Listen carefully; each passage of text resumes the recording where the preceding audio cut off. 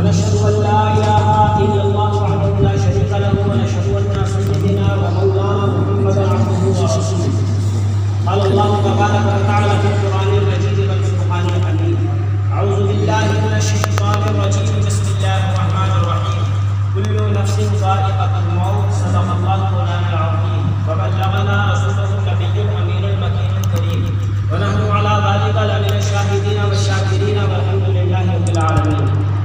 محترم سامعین، ابھی میں نے جس آیت کریمہ کی تلاوت کرنے کا شرف حاصل کیا ہے، اس کے لفظ سے قبل اس کے معنی اور مفاہیم و تراجم بیان کرنے سے قبل ضروری سمجھتا ہوں کہ نبی و آل حضرت کی بارگاہ میں جی لگا کر درود پاک کا ہدیہ نشاور کریں اور بڑے باوات بلند اللہم صل علی سیدنا و مولانا محمد معدن الجود والکرم و آلہ الکرام و کریم و بارک وسلم. محترم سامعین، کافی دیر سے آپ حضرات محفل میلاد النبی صلی اللہ تعالیٰ علیہ وسلم میں تشریف فرما ہے، اور یہ میلاد کی محفل ہے. جلسہ تو ہے نہیں کہ تواتر کے ساتھ نعتخوانی بھی ہو، پھر یکے بعد دیگر مقررین آئیں اپنے خطابات سے آپ کو نوازیں.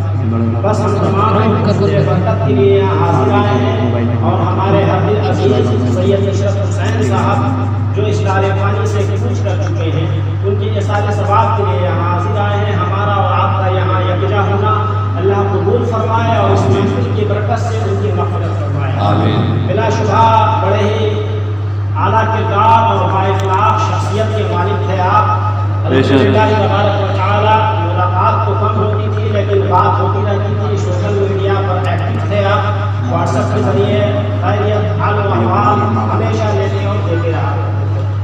اور ہم تمام لوگوں کو چاہیے کہ جس زمانے میں جیسے وسائل رہے ہیں اپنے عزیزوں کے قریب ہونے کا، ان سے خیریت لیتے اور دیتے رہنے کا جو ذریعہ ہے، جو وسائل ہیں، اس کے مطابق جس زمانے میں خط و کتابت کا سلسلہ تھا، ہم خط و کتابت کے ذریعے ایک دوسرے کی اپنے عزیز کی خیریت لیا کرتے ہیں.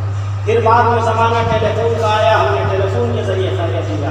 آج سوشل میڈیا کا دور ہے، واٹس ایپ فیس بک کے ذریعے ہم اپنے عزیزوں کی خیریتیں لیتے رہا کرتے ہیں. اور الحمدللہ تبارک و تعالیٰ مرحوم اس معاملات میں بڑے ہی باذمہ دار تھے کہ وہ ہمیشہ اپنے قرابت دار کی، اپنے عزیزوں کی خیریت دیتے رہا کرتے تھے. وقت نے ستمگیری کی، وہ مجبور ہو گئے تھے، کہیں آ نہیں پا رہے تھے، لیکن دل ان کا ہمیشہ جو ہے اپنے عزیزوں کے لیے بے چین و بےقرار اور مضطرب رہا کرتا تھا، اور وہ ہمیشہ ایک دوسرے کی خیریت لیتے تھے. اللہ سے دعا ہے کہ اس محفل کی برکت سے ان کی مغفرت فرمائے. آمین. اور میں نے جس آیت کریمہ کی تلاوت کرنے کا شرف حاصل کیا ہے، اللہ نے قرآن مجید میں ارشاد فرمایا: کل نفس ذائقۃ الموت، بے شک ہر جاندار کو موت کا مزہ چکھنا ہے. ہم دنیا میں آ گئے ہیں، جب ہم دنیا میں پیدا ہو گئے، ہمارے رشتے دار، گھر بار، محلے دار سب نے جان لیا کہ بندہ آیا، فلاں صاحب کے یہاں ولادت ہو گئی، بیٹا پیدا ہو گیا، بیٹی پیدا ہو گئی. سب نے جان لیا، پورے شہر نے جان لیا. جس کا جتنا رسوخ تھا، اگر وہ بہت بڑے کنگ کے یہاں پیدا ہوا ہے تو پورے ملک نے جان لیا کہ فلاں ملک کے یہاں، فلاں بادشاہ کے یہاں، فلاں راجا کے یہاں بیٹا پیدا ہوا. لیکن وہ چلا کر جائے گا کوئی نہیں جانتا. لیکن کوئی اس بات سے انکار بھی نہیں کر سکتا کہ ایک ٹھیلے والے کے یہاں بیٹا پیدا ہوا ہے وہ مر جائے گا، لیکن ایک بادشاہ کے یہاں ہوا ہے، بادشاہ کے یہاں کا بیٹا مر نہیں سکتا، بادشاہ کے یہاں کی بیٹی مر نہیں سکتی. کوئی اس موت کی حقیقت سے انکار نہیں کر سکتا، خواہ وہ امیر کے یہاں کی اولاد ہو، خواہ وہ غریب کے یہاں کی اولاد ہو، خواہ وہ مسلمان کے یہاں کی اولاد ہو، خواہ وہ کسی بد کردار، بد اعمال اور بد عقیدے کے یہاں کی اولاد ہو. پتہ یہ چلا کہ موت ایک ایسی حقیقت ہے کہ ہم تمام لوگ اس سے انکار نہیں کر سکتے. گھر کے قانون نے قانون بنایا ہے، مارننگ میں سارے لوگوں کو 7 بجے اٹھنا ہے. گھر کے 10 افراد ہیں، جس میں کوئی ایک انکار نہیں کر سکتا ہے مجھ سے نہیں ہوگا، میں 7 بجے اتنا صبح نہیں اٹھ سکتا، میں 9 بجے اٹھوں گا، میں 10 بجے اٹھوں گا. پتہ یہ چلا کہ آفس میں ایک قانون بنایا گیا ہے، قانون کو توڑنے والے بہت سارے بندے ہیں، رول ریگولیشن توڑ دیے جاتے ہیں. لیکن اللہ تبارک و تعالیٰ نے یہ جو موت کا قانون بنایا ہے، اس سے ہم اور آپ چاہ کر بھی انکار نہیں کر سکتے. اگر ہم پورے طریقے سے سیل ہو جائیں، ایک دم لوہے کی دیواریں آویزاں کر دیں اور اس کے اندر پیک ہو جائیں کہ ہمارے پاس موت نہیں آ سکتی، تو بالکل موت آپ جس تہخانے میں پہنچ جائیں گے وہاں پہنچ جائے گی اور آپ کو ڈبوچ لے گی، چونکہ یہ اللہ کا وعدہ ہے. تو یہ واحد ایسی حقیقت ہے کہ جس سے کوئی انکار نہیں کر سکتا، اور رب کی قدرت کا اظہار بھی اس موت سے ہوتا ہے. بڑے سے بڑا سرما ہوگا اسے موت کا مزہ چکھنا ہوگا، پوری دنیا پہ حکومت کرنے والا ہوگا اسے موت کا مزہ چکھنا ہوگا. تم ہمارے بتائے ہوئے احکام سے پھر سکتے ہو، لیکن میں نے جو یہ قانون لاگو کیا ہے، یہ قانون بنایا ہے، یہ قانون نافذ کیا ہے موت کا، تو اس سے انکار نہیں کر سکتے. لیکن ساتھ ہی ساتھ اللہ تبارک و تعالیٰ نے ہماری ہدایت کے لیے، ہماری رہنمائی کے لیے قرآن عظیم ایک انمول کتاب ہمیں عنایت فرمایا ہے. اور ساتھ ہی ساتھ دنیا میں سب سے افضل والا بات از خدا بزرگ کوئی قصہ مختصر، اگر اللہ تبارک و تعالیٰ کے بعد کوئی پاکیزہ مبارک و مکرم و معظم ذات ہے تو وہ ہمارے پیارے آقا صلی اللہ تعالیٰ علیہ وسلم کی ذات ہے. بھلا کوئی اپنے محبوب کو کسی کے حوالے کرتا ہے، لیکن قربان جاؤ کتابوں میں جو آیا ہے کہ رب اپنے بندوں سے 70 ماؤں سے زیادہ محبت کرتا ہے، تو یہ اللہ تبارک و تعالیٰ نے پروف کر دیا ہمارے درمیان اپنے محبوب صلی اللہ تعالیٰ علیہ وسلم کو بھیج کر. کیونکہ محبوب صلی اللہ تعالیٰ علیہ وسلم کو اللہ نے اپنے نور کے خزانے میں چھپا کے رکھا تھا اور ہماری ہدایت کے لیے اسے بھیج دیا اور یہ بتا دیا کہ تم میں رسول ہی ایسی شخصیت ہیں جن کے سیرت طیبہ کو تم اپناؤ گے تو ہمارے مقرب بندے بن جاؤ گے. قل ان کنتم تحبون اللہ فاتبعونی یحببکم اللہ. اگر تم اللہ تبارک و تعالیٰ کی اطاعت و فرما برداری کرنا چاہتے ہو، اللہ تبارک و تعالیٰ کو فالو کرنا چاہتے ہو، تو میرے محبوب صلی اللہ تعالیٰ علیہ وسلم کی اطاعت و فرما برداری کر لو، ہم تمہیں بخش دیں گے. قل ان کنتم تحبون اللہ فاتبعونی یحببکم اللہ ویغفر لکم ذنوبکم. جب تم میرے محبوب کی پیروی کرو گے، جب تم میرے محبوب کے ہو جاؤ گے، تمہارا چلنا میرے محبوب کے مطابق ہو جائے گا، تمہارا بولنا میرے محبوب کے مطابق ہو جائے گا، تمہارا کھانا میرے محبوب کے مطابق ہو جائے گا، تو پھر میں کیا کروں گا جانتے ہو؟ تمہارے گناہوں کو بخش دوں گا اور تمہارا داخلہ جنت میں کر دوں گا.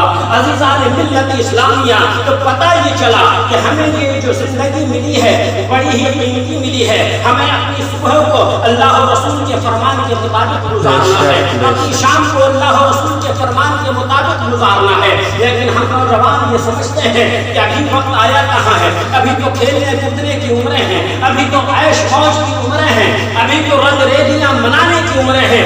ارے موت تو آئے گی جب آئے گی، جب دیکھا جائے گا. لیکن ابھی رمضان المبارک کا مہینہ گزرا ہے، کتنی کثرت سے اموات ہوئی ہے. ہم نے اور آپ نے انہیں ہاتھوں سے نہ جانے کتنے لوگوں کو دفنایا ہے. کوئی یہ کہہ سکتا ہے کہ اس میں سب 16 اوور تھے، سب 60 سال کے بعد والے تھے؟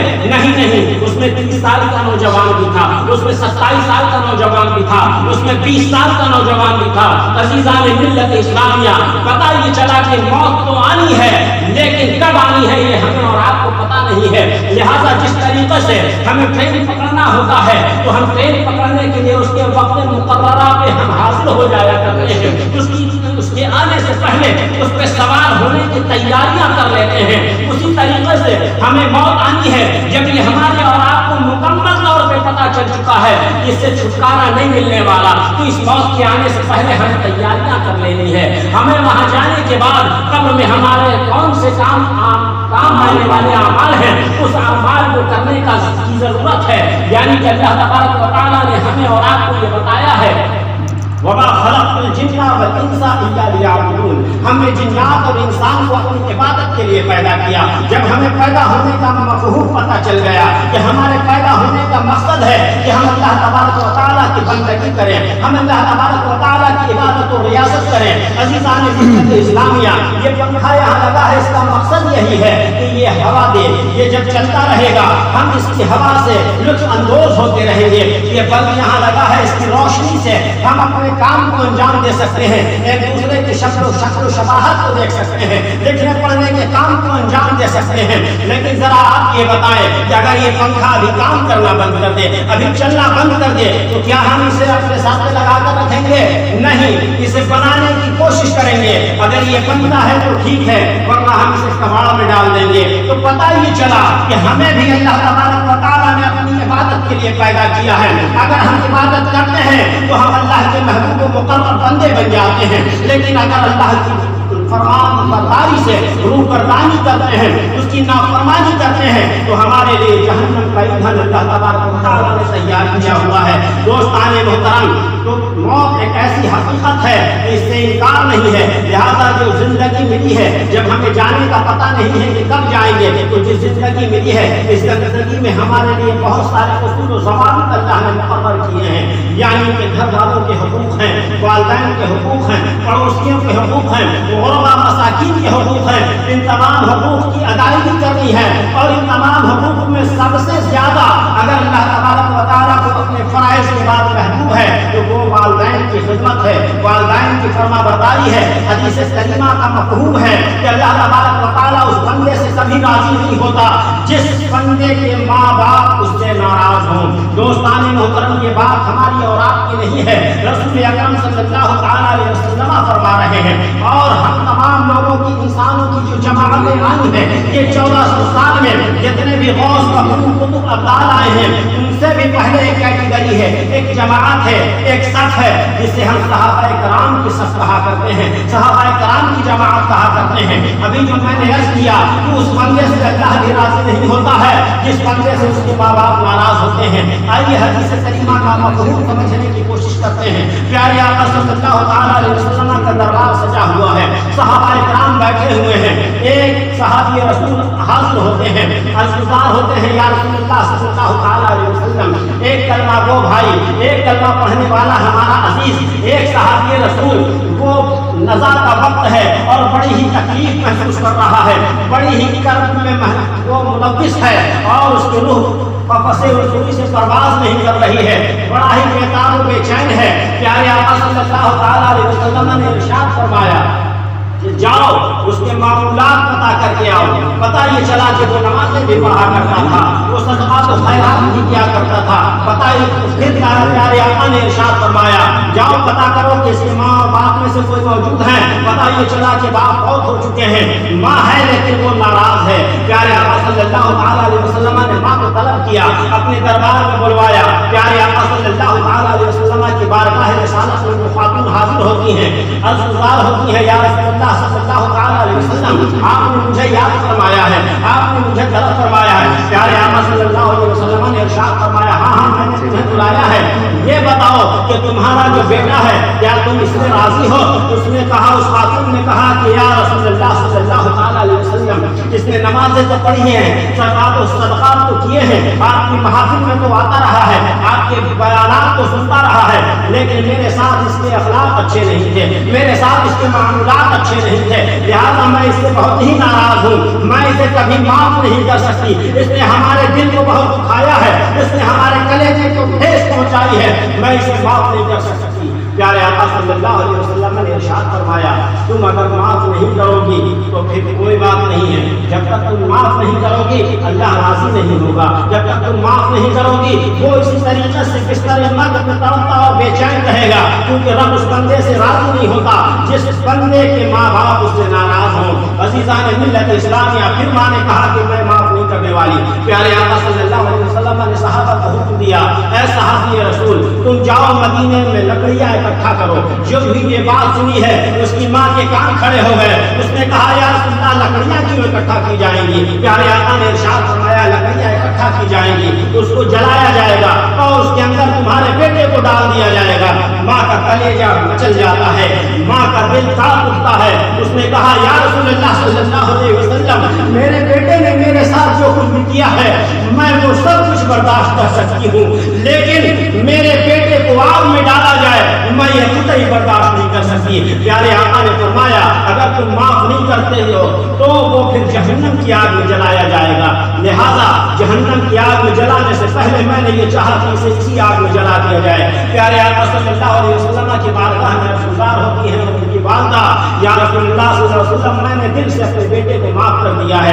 ادھر انہوں نے معافی کا پروانہ عطا کیا ہے، ادھر سے خبر آتی ہے یا رسول اللہ صلی اللہ علیہ وسلم صحابی رسول کی روح قدس رسول سے پرواز کر گئی ہے، وہ انتقال فرما گئے ہیں، وہ وصال کر گئے ہیں، وہ اس دنیا سے کوچ کر گئے ہیں۔ عزیزان ملت اسلامیہ، بات ادھر ادھر کی نہیں ہے، بات کل جہاں کی کائنات کے مالک کی ہے اور کل جہاں کے سردار کی ہے، اور دنیا میں آنے والی تمام جماعتوں میں سب سے افضل جماعت جو ہے وہ صحابی رسول کی جماعت ہے۔ تو پتہ یہ چلا ایک صحابی رسول اگر اپنے ماں باپ کے نافرمان ہو جائیں، اگر اپنے ماں باپ کے دل کو ٹھیس پہنچا دیں تو ان کی بھی روح آسانی سے نہیں نکلتی ہے، انہیں بھی پریشانیوں کا سامنا کرنا پڑتا ہے اور ان کے لیے بھی جہنم کا ایندھن ہے۔ تو دوستان محترم، ہمارے اولاد کے لیے کتنا ہی ضروری ہے کہ ہم اپنے والدین کا خوب ادب و احترام کریں۔ وہ خوش قسمت ہیں لوگ جن کے سروں پہ ان کے ماں باپ کا سایہ ہے، لہٰذا ہمیں اس موقع کو غنیمت جانتے ہوئے ہر وقت انہیں خوش رکھنے کی کوشش کرنا چاہیے،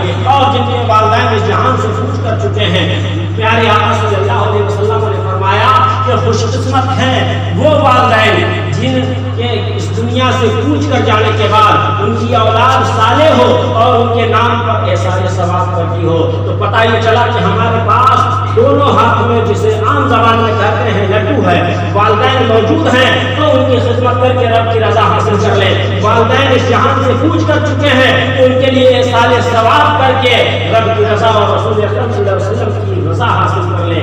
اللہ سے دعا ہے